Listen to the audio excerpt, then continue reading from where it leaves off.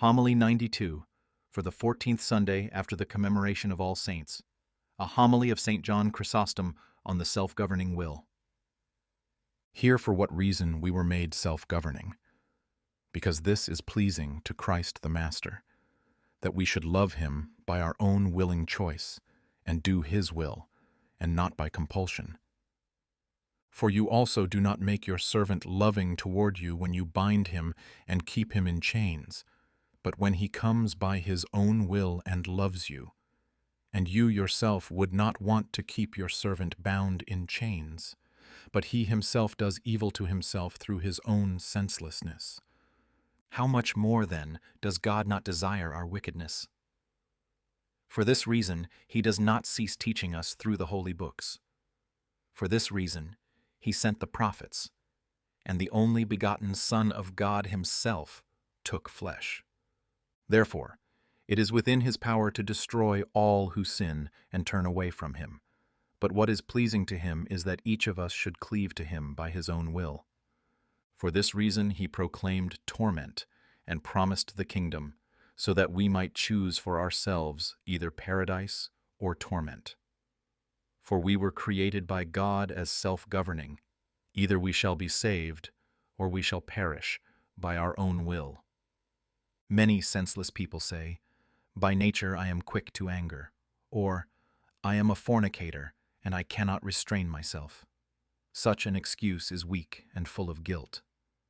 Tell me then, if you are stealing or committing fornication, and you see someone coming, you do not say, "By nature I am like this," but you quickly draw back and cease doing the evil.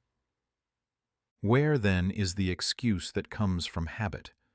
For human fear changed his conduct. How much more then is it fitting to fear our God, who is about to judge the living and the dead?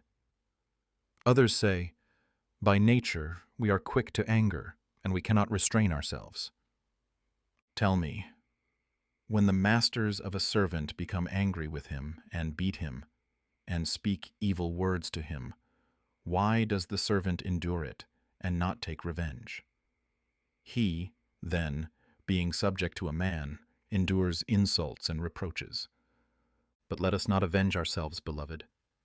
Rather, let us entrust those who wrong us to God, and let us do good to those who strike us, and pray to God for them.